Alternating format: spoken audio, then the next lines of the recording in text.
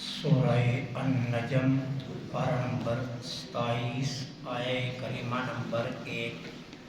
نحمدہ ونصلی ونسلم علی رسولہ الکریم، اما بعد فاعوذ باللہ من الشیطان الرجیم، بسم اللہ الرحمن الرحیم۔ والنجم اذا هوی، صدق اللہ العظیم۔ اور قسم ہے روشن ستارے کی جب وہ تیزی سے اترے۔ سورہ نجم کا نام اس کی پہلی آیہ کریمہ کے اندر موجود ہے، اسی وجہ سے اسے سورہ نجم کہا جاتا ہے۔ یہ مکی سورہ پاک ہے، ہجرت سے پہلے نازل ہوئی، اور اس کے اندر 62 آیات ہیں اور 3 رکوع ہیں۔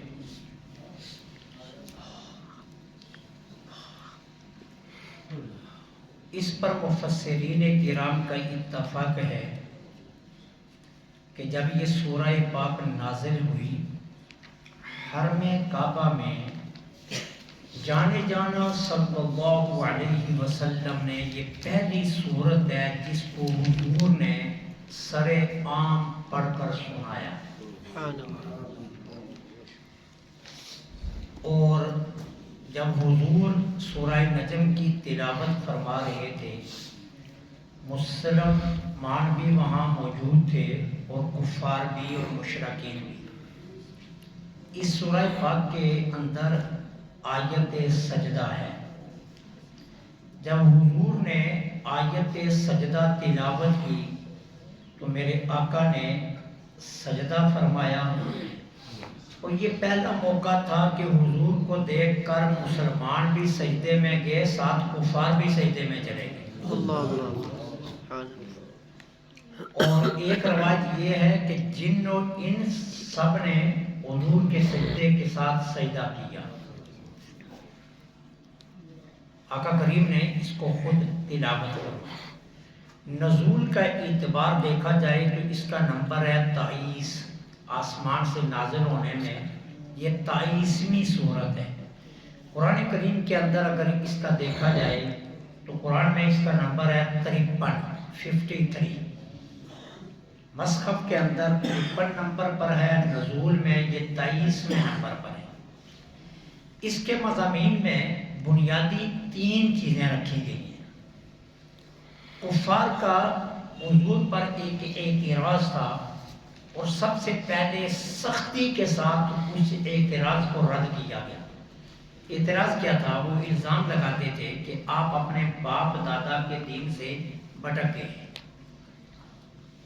سرکار علیہ السلام کو یہ کہتے تھے، اور آپ خود کلام بنا کر لے آتے ہیں اور اللہ کی طرف منسوب کر کے کہتے ہیں یہ اللہ کا کلام ہے۔ یہ کفار سرکار علیہ السلام کے متعلق کہتے ہیں۔ اچھا، دوسرا ان کا قول کفار کا یہ تھا کہ وہ یہ کہتے تھے کہ آپ نے باپ دادا کے دین کو چھوڑ کر علیہ باللہ گمراہی کو اختیار کر لیا۔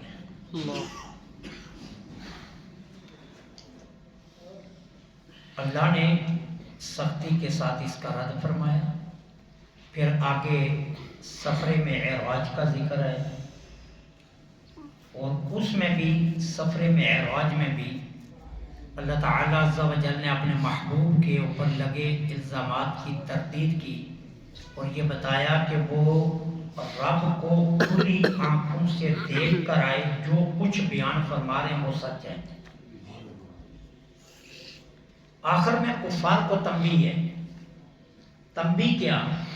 کہ باپ دادا اور اپنے گمان کی پیروی کرنے والوں، تمہارے پاس حق آ گیا ہے، اب حق کے بعد بھی اگر تم نے گمان کی پیروی کو ترک نہ کیا تو جو حال پہلی قوموں کا ہوا وہی حال تمہارا ہوگا۔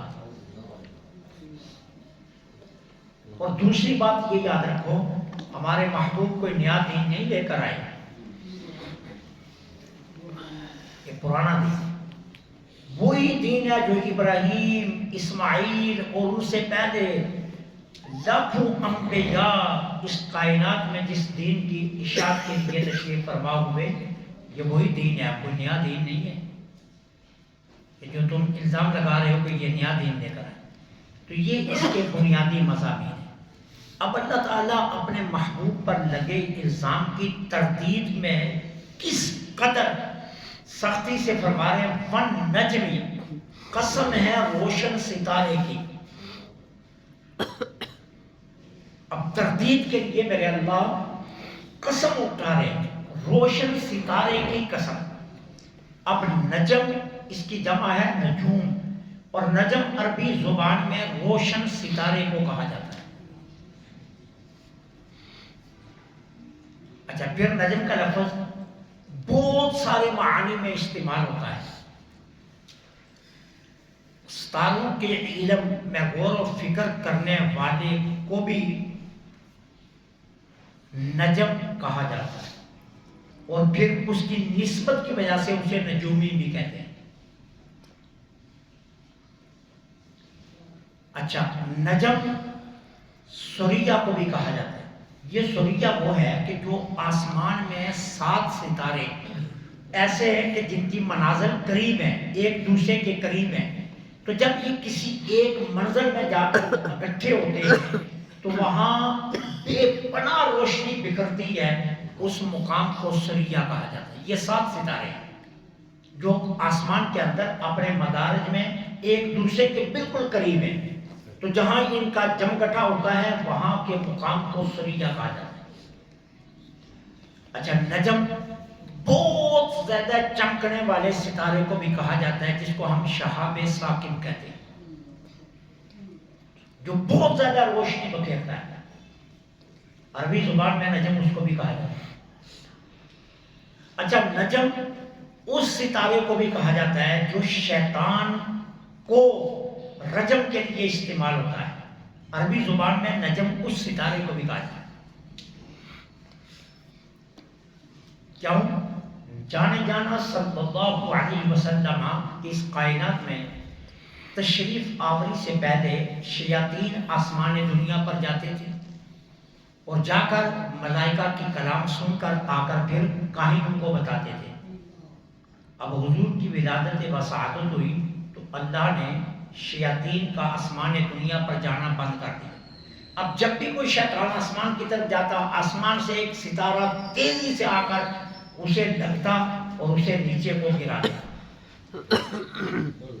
اچھا، مکہ والوں نے کئی مرتبہ آسمان سے ٹوٹتے ستارے دیکھے۔ اب ایک نابینا راہب تھا ملک شام میں، یہ اس کے پاس چلے گئے کہ پتہ کریں آخر وجہ کیا ہے، یہ آسمان سے ستارے ٹوٹ رہے ہیں، کہیں قرب قیامت تو نہیں؟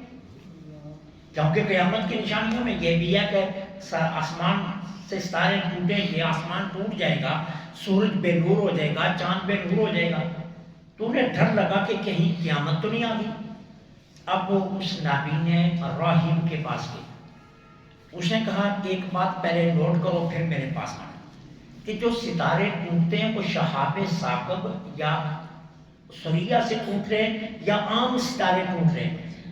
اب انہوں نے دیکھا تو دیکھنے کے بعد واپس گئے، انہوں نے کہا نہیں، سریہ سے بھی نہیں ٹوٹتے، شہاب ثاقب بھی نہیں ٹوٹ رہا، عام ستارے ہیں جو ٹوٹتے ہیں۔ تو اس نے کہا پھر اس کا مطلب یہ ہے کہ بہت بڑا کوئی واقعہ رونما ہوا ہے، اور اس بڑے واقعہ کو تم تلاش کرو کیا رونما ہوا۔ اور پھر کچھ ہی دنوں کے بعد میرے آقا نے اعلان نبوت کر دیا، تو یہ پتہ چل گیا کہ حضور کی بعثت کی وجہ سے اللہ تعالیٰ نے یہ ان کو روکا ہوا تھا۔ تو اس لیے نجوم اس کو بھی کہا جاتا ہے، روشن ستارے کا۔ اب یہاں جتنے معنی لیے جائیں وہ سبھی معنی کیسے درست آئیں گے؟ سیدنا امام جعفر صادق رضی اللہ تعالی عنہ اس نجم سے مراد کیا لیتے ہیں؟ حضور کی ذات کو، کہ قسم ہے اس روشن ستارے کی جو شب معراج رب کی ملاقات کے بعد تیزی سے زمین کی طرف آیا۔ اذا ہوا کا مطلب ہوتا ہے تیزی سے اترنا۔ اب امام جعفر صادق اس کا یہ معنی کرتے ہیں۔ اب دیگر مفسرین کرام جو اس کے معنی کرتے ہیں وہ کہتے ہیں امام جعفر صادق رضی اللہ تعالیٰ عنہ کا معنی ہی درست تسلیم کرتے ہیں۔ اب کیوں؟ ستارے بٹ کے لوگوں کو راستہ دیتے ہیں، تو نجم سے حضور کی ذات ہے، کیونکہ حضور آئے تو بھٹکتوں کو راستہ مل گیا۔ سبحان اللہ۔ نجم سریہ کو کہتے ہیں، جہاں روشنی بکھرتی ہے، تو نجم سے مراد حضور کی ذات ہے۔ کیوں؟ حضور کائنات میں آئے تو ساری دنیا روشن ہو گئی۔ نجم شہاب ثاقب کو کہتے ہیں کہ جو باقی ستاروں کے پاس جب پہنچتا ہے تو اس کی روشنی سارے ستاروں پر چھا جاتی ہے، اور شہاب ثاقب باقی ستاروں کو ماند کر دیتا ہے۔